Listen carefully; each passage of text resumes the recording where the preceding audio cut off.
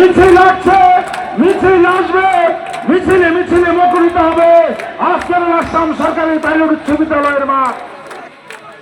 কান্দিরপাড় উত্তর শেখর যারা এসেছেন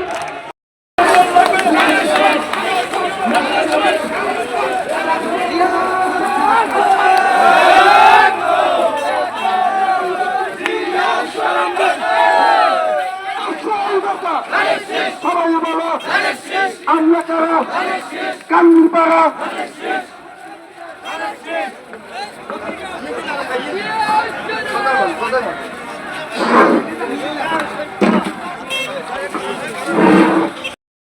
কেন্দ্রের আহ্বায়কের নেতৃত্বে আমাদের মিছিলটির সামনে অগ্রসর হবে।